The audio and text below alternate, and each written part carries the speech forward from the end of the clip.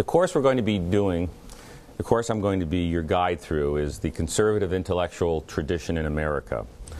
We're going to take a survey of the political tradition of modern conservatism in the United States.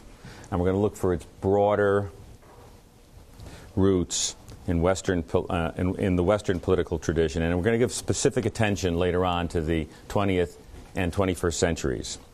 We're going to examine how it happened, where it came from, and where we are today. There's a number of people who made this possible, and they need to be thanked. And they need to be thanked in multiple ways, but I'm only going to thank them one up here by one big thank you.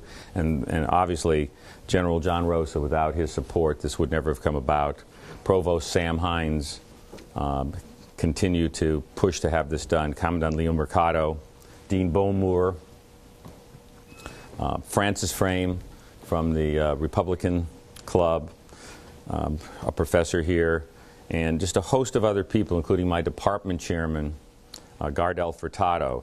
There's also a number of other people who have been working to set this up, led by just a terrific guy who I've gotten to know, Jeff Perez, who's probably scurrying around trying to make things happen still, and his team have just, including Jennifer Wallace and Gervais Haggerty, have just been invaluable in making this work. And there's a graduate by the name of Nancy Mace has been putting in her time on a pro bono basis.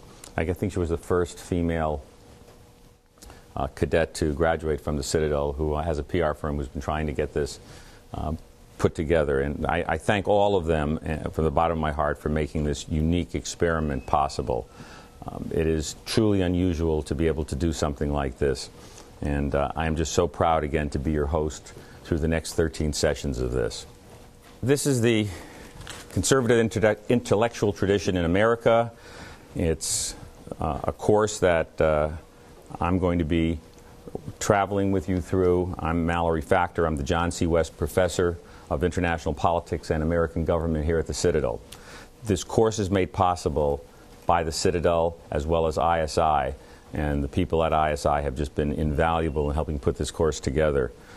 Our first speaker, who will be looking at really the introduction and the introduction to the conservative intellectual tradition. He's going to be stepping us through this. He is the guy, he is the man who was responsible for the content that the conservative movement in America really needed at a time when there was not a lot of media out there. We forget that the internet is relatively new, and the myriad of television stations were not in existence not too long ago. He's currently the president and publisher of the American Spectator, which is a monthly magazine of politics, international affairs, and culture. He served in the Justice Department during the Reagan administration, worked on the U.S. Senate staff, and has been in private law practice. But what he's best known for is publishing 22 New York Times bestsellers during his tenure at Regnery Publishing.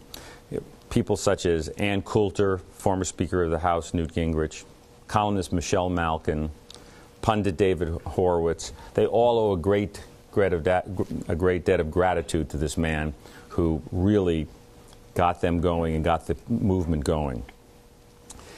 He's also the author of a book which I've recently had the opportunity to read, and I'm telling you, it is a phenomenal book and a read that it gives you a real background on the ascendance of American conservatism. It's called Upstream. It gives me a great deal of pleasure to introduce the chairman of the board of the Intercollegiate Studies Institute, our co-sponsor, the Honorable Alfred S. Regnery.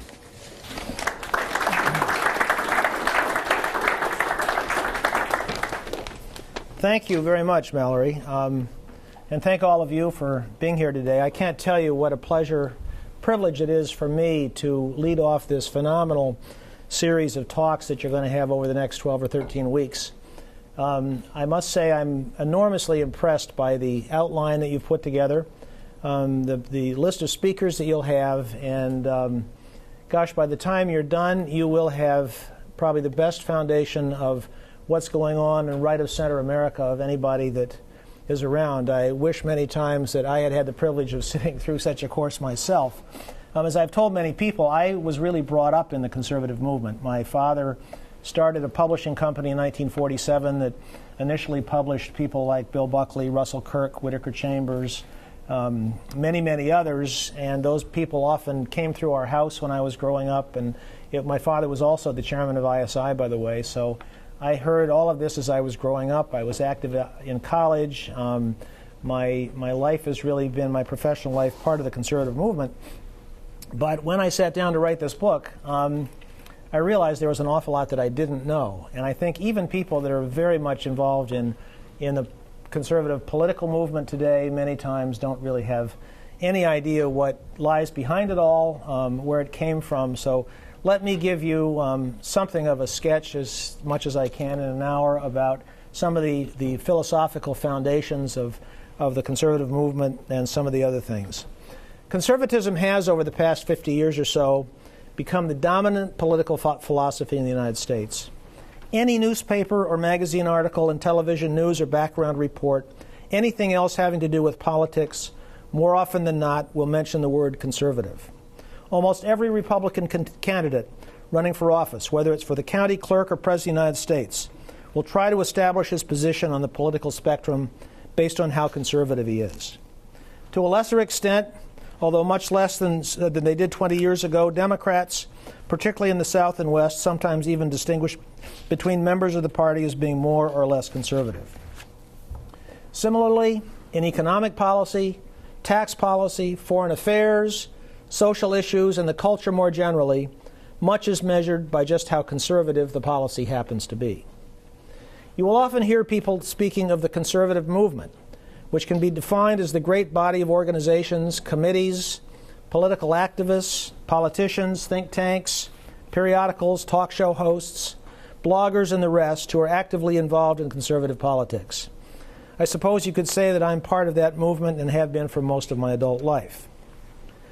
Although conservatism as we know it today is a relatively new movement, it really only emerged on the scene after World War II and only became a political force in the 1960s.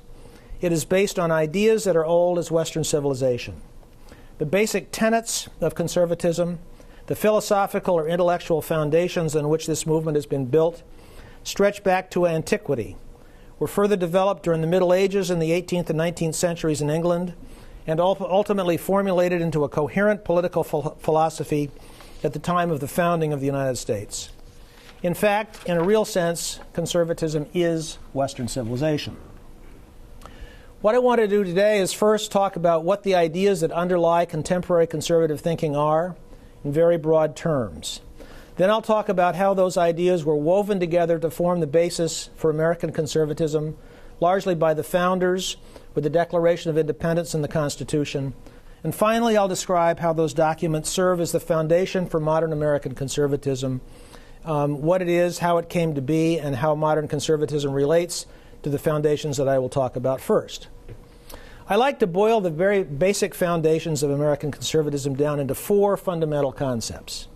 Call them the four pillars of modern conservatism. First is liberty, or freedom.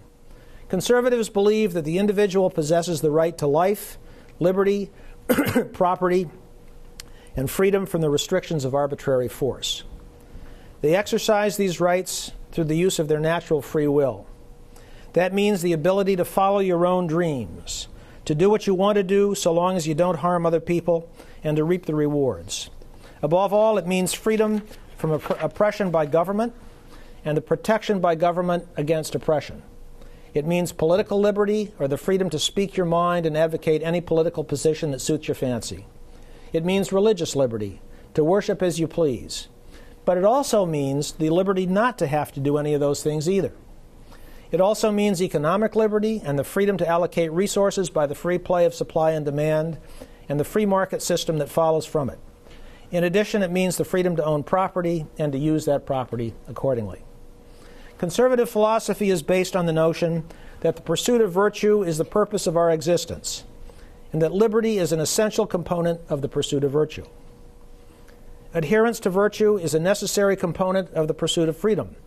In other words, that freedom will be pursued for the common good, and then when it is abused for the benefit of one group at the expense of another, it must be controlled.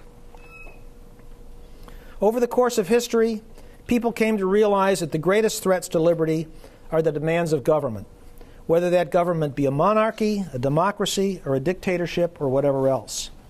On the other hand, people also realized that there are some things that government must control, and finding the right balance is often at the root of the question of more or less government, as we will see later in this lecture. But at the end of the day, conservative philosophy, in the choice between more security or more liberty, will usually opt for more liberty. The second pillar of conservative philosophy is tradition and order. Conservative philosophy is also about conserving the values that have been established over centuries and which have led to an orderly society. It is belief in human nature and the ability of man to build an orderly society that respects human rights and that has the capacity to repel the forces of evil. Order means a systematic and harmonious arrangement, both within one's own character and in the state of the Commonwealth. It signifies the performance of certain duties and the enjoyment of certain rights in a community, such as used in the phrase the civil social order. Order is necessary for life and the pursuit of our dreams, and is perhaps more easily understood by looking at its opposite, disorder. A disordered existence is a confused and miserable existence. If a society falls into general disorder, many of its members will cease to exist at all. And if the members of a society are disordered in spirit, the outward order of society cannot endure. Disorder describes well what conservatism is not. And as an aside, I guess those of you at the Citadel know what order is all about. The third pillar is the rule of law. Conservative philosophy is based on the belief that it is crucial to have a legal system that is predictable and orderly, that allows people to know what the rules are and to be able to enforce those rules equally for all citizens. It means that the government, as well as the governed, is subject to the law, and it means all people are to be equally protected by the law. The rule of law promotes prosperity, and it protects liberty. It means, as John Adams famously said, a government of laws and not men. Another way to put it is simply that it means justice. The fourth pillar is belief in God. Belief in God means adherence to the broad concepts of religious faith, things like justice, virtue, fairness, charity, community, duty. They are the concepts on which conservatives base their philosophy. Conservative belief is tethered to the idea that there is an allegiance to God which transcends politics and which sets the standard on which politics is based. For conservatives, there must be an authority which is greater than man, and which is greater than any ruler, king, or government, so that no state can demand our absolute obedience or attempt to control every aspect of our lives. There must be a moral order, conservatives believe, that lies behind political order. Belief in God as part of conservative foundational philosophy does not mean mixing up faith and politics, and it does not mean setting religious disputes politically or vice versa. It also does not mean that all conservatives believe in God, nor do they have a monopoly on such belief. Each of these four pillars is related to the other closely. Each incorporates the concepts of all of the others, and each is dependent on the other. Liberty, for example, is considered a gift of God and must be protected by and is dependent on the rule of law. The rule of law itself, conservatives believe, is dependent on the natural law, the law that transcends from a source beyond human perception and which is reflected in every orderly and civilized society. It is the law that distinguishes between good and evil. Tradition and order are best reflected by the common law, the law developed over centuries by reasonable people in their everyday lives and experiences, and which sets the rules for social order consistent with the past. And tradition and order are a great component of belief in God. What could demonstrate tradition and order more fully, for example, than the Old Testament and the history of the Jews or the doctrines of Christianity, and particularly the Catholic Church? I have mentioned some of the origins where those four pillars were conceived, but it's interesting to look at them from another perspective, one which solidifies the historical origins of the conservative tradition.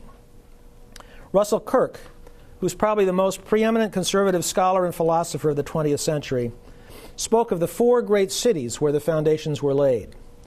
Those cities are Jerusalem, Athens, Rome, London, and how what originated in those four cities culminated in the fifth great city, Philadelphia, in the late 18th century. Remembering those four cities and learning what happened in each is a good way to remember just where the philosophical underpinnings of modern American conservative come from, how they were knit together, and how they evolved into this modern political philosophy. Let's look at the four cities one by one and see what it was that evolved from each, and how what emanated from those four cities relates to the four pillars. The first is Jerusalem, where the concept of a transcendent order originated. The understanding that true law comes from God and that God is the source of order and justice. From Jerusalem came one of the most essential ideas of conservatism, that man is subservient to God, that man does not have all the answers, and that there is a greater power than man to which we owe our lives and all else that we have. The Hebrews in the Old Testament taught that God made a covenant or compact with his people. He decreed laws by which they should live, and from that revelation, man developed modern ethics and modern law. That compact forms the very basis of the political order. The second city is Athens, where the ancient Greek philosophers, particularly Plato and Aristotle, described the basis of the social order, what was required for people to live together and to thrive in society. Ethics and politics are, they believed, at the root of man's existence. Ethics is what establishes one's character, and politics is the means by which the state can attain man's desires. Aristotle, whose writings have had profound influence on conservative thought, understood the needs of the individual and his relationship to community.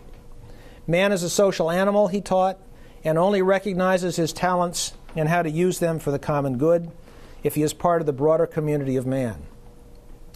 The Greek philosophers, however, added nothing to the argument for liberty. In fact, Greek philosophy advocated untrammeled power by the state and total subjugation of the individual by the state.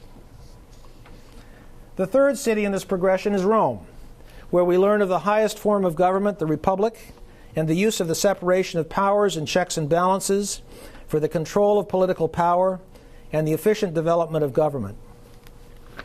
Rome also provided the very idea of the rule of law, how law was necessary to preserve order and liberty, and how it needed to be reliable and consistent.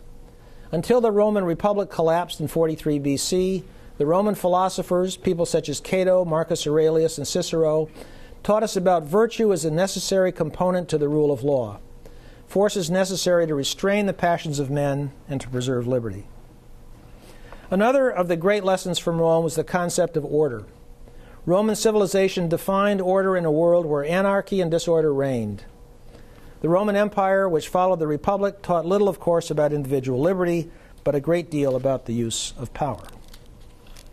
Finally, there's London, where the teachings that helped to establish the foundations of conservatism stretch from the Middle Ages to the end of the 18th century and beyond. The foundation started with a Magna Carta in 1215 and evolved into the concept of the common law, which was ultimately adopted in the United States, and the idea that the law applies equally to everybody, whether it's the king or the lowest citizens. The Magna Carta and the common law also taught the concept of the permanence of the law, that principle of the supremacy of the law, meaning that an enduring law exists and must be obeyed by all men. William Blackstone, a professor at Oxford, later a judge, published his commentaries on the laws of England in 1765.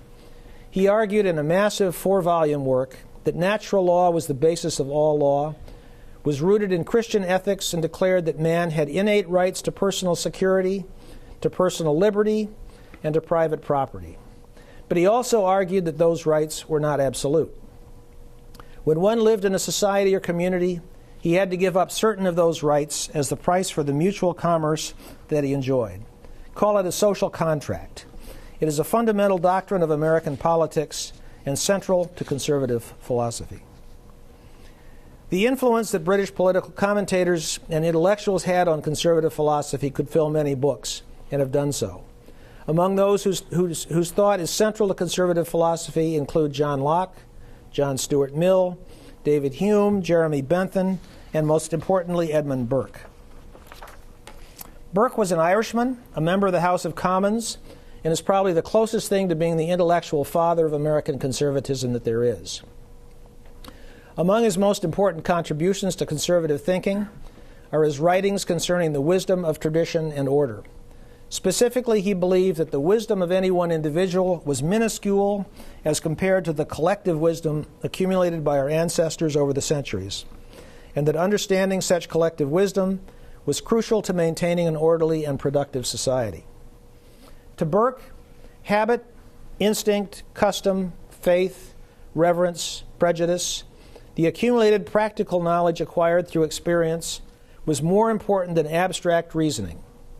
Collectively, and for better or worse, it constituted man's nature.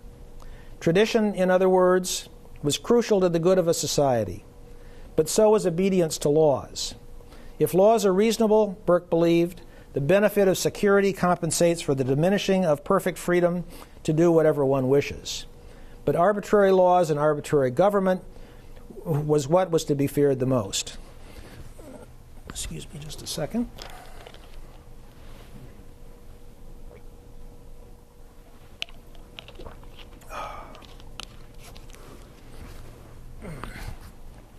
Edmund Burke gave conservatism much more than I can possibly mention today.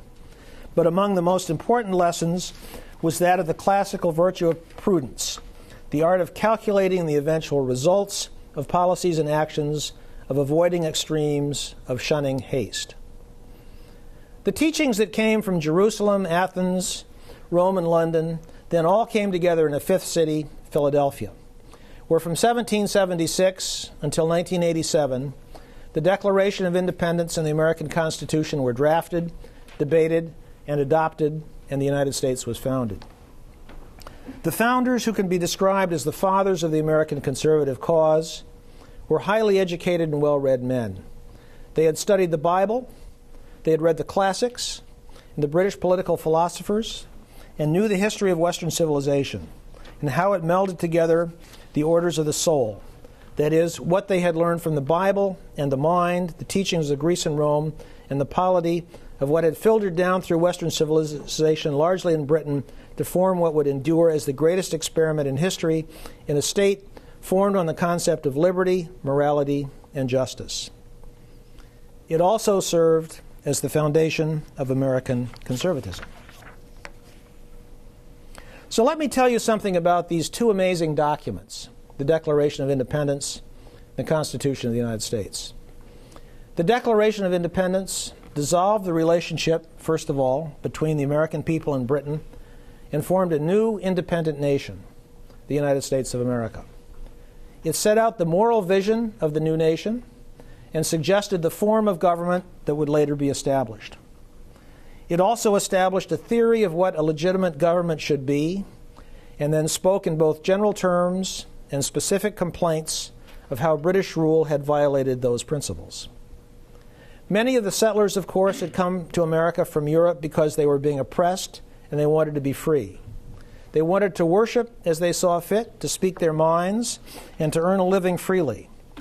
But over the years, under British rule, those were things that were supposed to be protected by the British, but were not. And the Declaration set out a list of 28 abuses by the king. Things like taxation without consent, denial of trial by jury, denial of religious liberty, freedom of speech, and so on. The social contract, in other words, had been broken with the result that the colonists declared that they owed no further allegiance to the King of England. The first phrase in the Declaration's principal passage is perhaps its most important. It sets forth the most basic belief of the founders. We hold these truths to be self-evident, that all men are created equal. They are endowed by their Creator with certain inalienable rights, that among these are life, liberty, and the pursuit of happiness. You've all heard those words many times, but think about what they mean. Here the founders are talking about natural law, stating that natural law is a higher law than that made by mankind, that natural law establishes the difference between right and wrong. The Declaration of Independence then goes on to say that to secure these God-given rights, governments are instituted by men. In other words, that natural law is the foundation on which man-made law is built. Then the Declaration says that only governments are legitimate which operate by the consent of the governed, and that the governed have the right, again, God-given, to change it or abolish it. To say it another way, the Declaration says there's no divine right of kings, there's no absolute power of government. Instead, whatever right to power there is only derives from the people. It makes it clear that we are born with these rights, which means that every person has equal rights and can pursue them as they see fit. The only legitimate function of a government was to secure those rights, and again, could only do so with the consent of the people. So the Declaration limited the power of the government not once but twice, once by its purpose or ends, and once by its function or means, which was our consent. 11 years later, after the Revolutionary War was won and the English had withdrawn from our shores, the Constitution was drafted and ratified by the 13 states. The Constitution was designed to be the supreme law of the land, the law which established the new government, established its structure, and spelled out how it would work. The Constitution reflects the principles set forth in the Declaration of Independence. The dilemma the founders faced was how to create a government that would be powerful enough to protect the rights established by the Declaration from both within the country and from abroad, while still providing sufficient checks and balances that the new government wouldn't have so much power as to overturn those rights. So let's take a look at how the drafters of the Constitution solved that dilemma. The Constitution first establishes the three branches of the federal government: the executive, the legislative, and the judicial branches, and sets forth what the duties of each one are. It sets forth the role of the states and gives the states power to do things that the federal government is not specifically tasked with doing. It gives the citizens of the U.S. a set of protections against government power and gives them a way of protecting themselves against the abuses of that power. It enumerates the powers of the federal government, and it gives it none that are not enumerated. The Constitution also establishes a powerful system of checks and balances, so that no branch of the government would become too powerful. First, through the doctrine of the separation of powers, each of these three branches limit the power of the other two. For example, there are two houses of Congress, which must agree on any legislation passed. Any bill passed by Congress must be then signed by the President to become law. The President can also reject the legislation through a veto, and Congress has the power to override the veto. And the courts can review anything that either Congress or the executive branch does and rule it unconstitutional or outside the scope of the law. It further limits federal power. In order to further limit federal power, the Constitution establishes the idea of federalism by giving power to the states and establishes the fact that all power not given directly to the federal government belongs to the states. The Declaration of Independence and the Constitution, when taken together, were the work of not of a moment, an hour, or even a lifetime, but of 2,000 years of Western thought, political struggle, and hard-won knowledge about the state. They are the almost perfect summation of the four pillars that we've been talking about, all rolled into two compact documents in which are the practical codification of the doctrines of modern American conservatism. The Declaration of Independence and the Constitution, in fact, have been called the most perfect and most successful conservative documents in the history of the world. In sum, the Declaration of Independence and the Constitution incorporate the four pillars of conservative thought into the establishment of the United States. Now let's examine how they do that. First is the concept of liberty and the necessity of protecting liberty from the abuses of state power. The founders recognized that government was necessary, but also recognized that unless its powers were strictly limited, it could threaten the freedoms it was founded to protect. The Bill of Rights, of course, provided for the most essential liberties that could not be infringed by the government. Second is the rule of law. To protect the freedoms granted by the Constitution, a fixed and certain rule of law was necessary. As the founders saw it, a system in which the ruling power could alter the Constitution and the law as it pleased, and thus expand the scope of its authority, was a system in which freedom was imperiled. There could be no arbitrary decrees, and justice would be settled by fixed rules and duly authorized judges. The Constitution could be amended, but to do so is an arduous and cumbersome process that required both houses of Congress to approve the amendment by a two-thirds majority and to have three-quarters of the states approve it as well. So the Constitution was the ultimate bedrock law of the land, providing certainty and predictability to the American people. The third is order and tradition. First, as mentioned, the Constitution was the culmination of nearly 2,000 years of Western civilization and Western thought. Further, the founders recognized that a government was needed to provide defense, administer justice, and otherwise supply a zone of order in which people could go in safety about their business. It established the idea of continuity and the stability of leadership, providing for an orderly process of choosing leaders, making law, and administering the new republic. And finally, belief in God. Both documents reflect the great reverence that the founders had for their understanding of the Bible. The Declaration of Independence both opens by saying men are endowed by their Creator and closes speaking of the laws of nature and nature's God and the supreme judge of the world. The Constitution, although less explicit than the Declaration, recognizes the liberties discussed in the Declaration and protects them as almost sacred. It also goes to great lengths to protect religious liberty, something the founders believed to be an integral part of a free society, and believed that the free exercise of religion would have a positive effect on the workings of the government. Sadly, the founders' concept of religious liberty has now been turned on its head by the Supreme Court, but that is a topic for another day. It's no wonder that many conservatives now call themselves constitutional conservatives. Why the Tea Party has adopted the Constitution as its standard text, and why the conservative legal community has resurrected the Constitution as its fundamental document. The Constitution sets forth the basic tenets of conservatism in clear and unambiguous language. It is brief but complete and still stands as the very bedrock foundation of American conservatism. If you're ever asked what conservatism in America stands for, you can say it stands for what's in the Declaration of Independence and the Constitution, and you will have given a pretty good answer. So how does all of this help us define what American conservatism is all about in the 21st century? When we listen to a newscaster defining Newt Gingrich as more conservative than Mitt Romney, or when we hear Ron Paul described as a libertarian or Rick Santorum as a social conservative, how can we apply these principles I've just spelled out to help us understand what all of this means? First, let me give you a thumbnail sketch of the history of the modern American conservative movement, which should help you understand just what is going on today. As World War II drew to a close, America was culturally a conservative place, but politically not conservative at all. And the growth of government and the domination of economic activity by Washington were in full growth mode.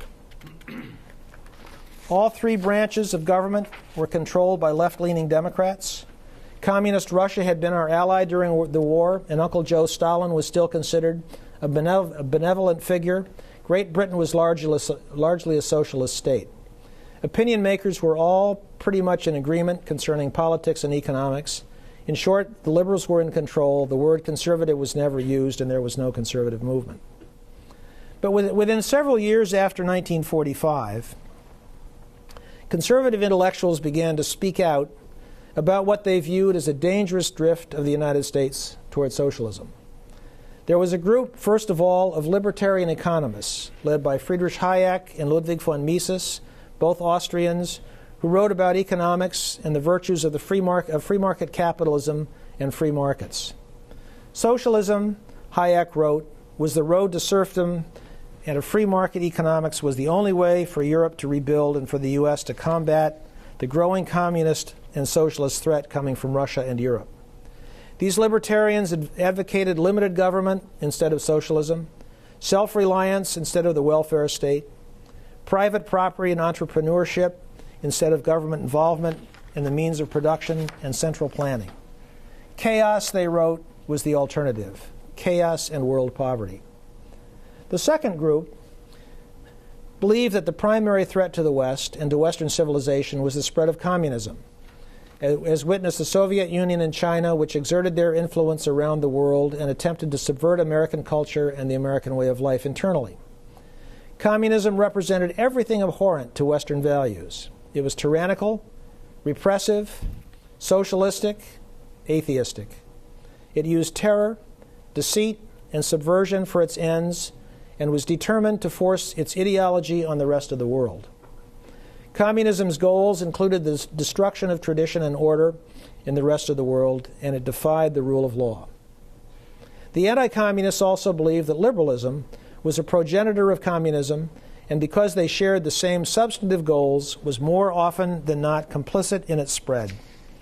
These men were appalled at the peace that followed World War II, particularly the fact that the Soviet Union had been handed most of Eastern Europe by Roosevelt and Churchill.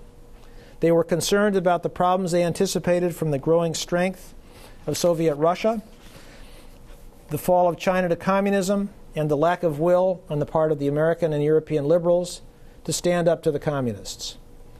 They were also concerned about internal security and the fact that the federal government was being infiltrated by communists and other leftists to the detriment of our national interest. The anti-communist movement became a mainstay of American conservatism and attracted more people than any other part of the movement.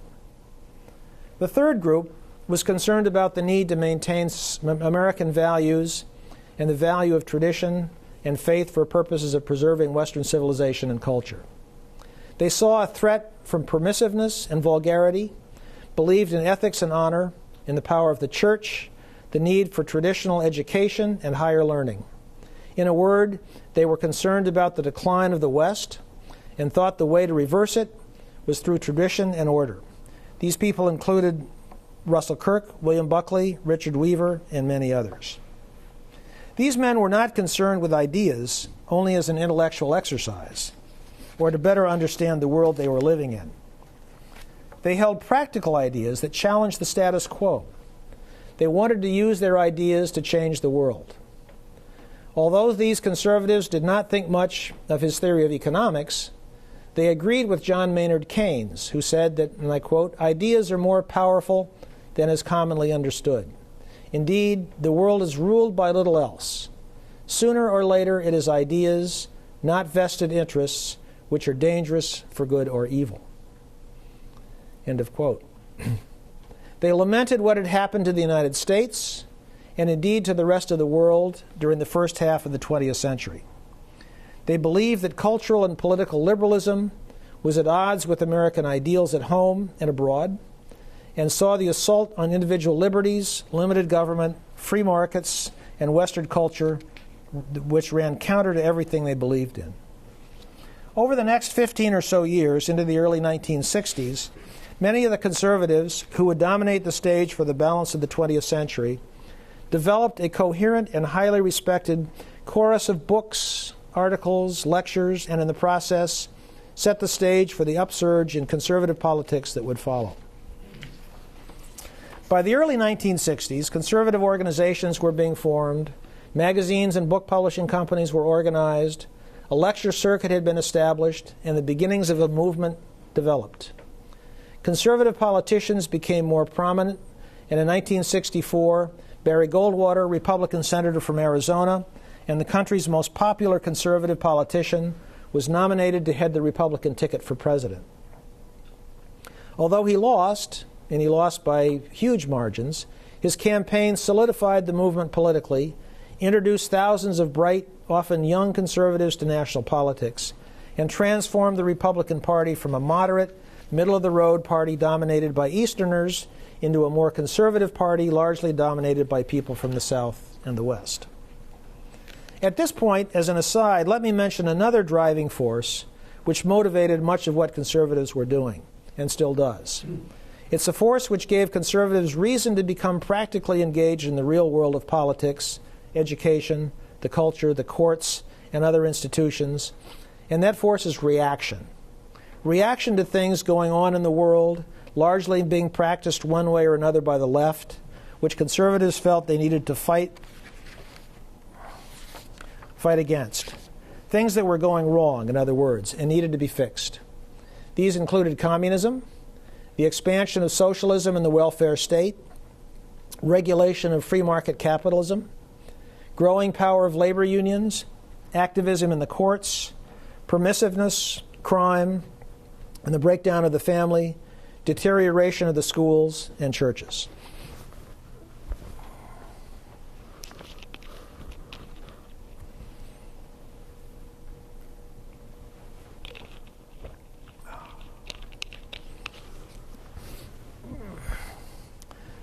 During the next couple of decades, the 1960s and 70s, conservatives were being increasingly heard in politics. Conservative organizations grew, money was raised, new periodicals were started, a vibrant youth movement, largely in colleges and universities, became more prominent. And of course, in 1980, Republicans nominated and subsequently re-elected Ronald Reagan 4 years later, the most conservative politician ever to have reached a national standing in politics. You will hear much more about that in the subsequent articles in this course. As Reagan finished his second term in 1988, having included in his administration thousands of conservative appointees, the conservative movement had, over 40 years, transformed itself from an intellectual movement in the 1950s and 60s to a political movement in the 1960s and 70s and to a governing movement in the 1980s. In the process, it had solidified a coherent philosophy which still exists today. It is no exaggeration to say that most of today's upcoming conservatives, whether politicians, academics, activists, donors, writers, and the rest, got their start working for Ronald Reagan. Let me talk about the philosophy in today's world and compare that to what conservatives now believe relates to the four pillars I talked about at the beginning and the concepts that evolved in America since the country was founded. The issues are really not particularly different. Obviously, what most conservatives today are concerned about reflects their concern about current issues, but the core beliefs that conservatives hold really stems from those four pillars I've been talking about. And I'm only going to take a few minutes here because I know over the rest of the semester you're going to be hearing a lot about current issues. But let me give you just a brief sketch. Many people now define themselves, and it's a rather new term, as constitutional conservatives. And it is, I think, a good starting point for what the tenets of modern conservatism are. First, conservatives today universally advocate a return to limited government based on the rule of law. We are experiencing an ongoing growth of government, the creation, if you will, of a government that can satisfy every need and desire of the populace, and it is at the forefront of conservative philosophy to object to such growth. Limited government, therefore, is the first belief. Needless to say, limited government signifies the ongoing struggle between government power and liberty. Ronald Reagan used to say that a government that can give you everything you want can also take away everything you have. A corollary to the first is economic freedom. Call it advocating free market capitalism, lower regulation of business, and economic activity and fiscal responsibility. Conservatives are generally tax cutters, as they believe high taxes not only enable the government and give it the resources to do things it should not be doing, but because high taxes stifle economic growth and progress. Conservatives tend to be more in favor of entrepreneurship than big business, which they recognize as often in cahoots with government for its own advantage and is anti-competition. An extension, if you will, of economic conservatism is libertarianism. Libertarians believe in an unfettered freedom, that unfettered freedom is possible, and strive for ultimate individual freedom and the removal of government restrictions on business, personal behavior, and all other individual activity. Ron Paul, of course, is a good example of a libertarian and is really the leader of what is quickly becoming a new movement. A third tenet of modern conservatism is the judicious use of the courts. The courts have assumed responsibilities and have made policies so far beyond the vision of the founders that the founders would not recognize the situation in the least bit today. What are called activist judges, judges who get into things and decide issues which are really outside of their jurisdiction or scope of power, populate the courts nowadays, and the judicial philosophy of federal judicial nominees can set off some of the greatest battles that go on in Congress. What conservatives want are rule of law judges who will decide cases according to the Constitution and the law and not on their own philosophy and prejudices. Social conservatives today generally adhere to the previously mentioned positions. Family values are at the top of the list. Abortion, gay marriage, permissiveness, and related issues are prominent among social conservatives, as are things like education policy, adoption and foster care, and the intrusion into personal and family matters by the government. Many are evangelical Christians, and much of what social conservatives are concerned about stems from their faith.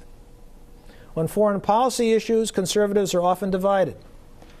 Traditionally, conservatives have believed that war should be avoided if at all possible, that troops should be used as a matter of last resort only, but that a strong national defense is the best offense. Peace through strength, if you will.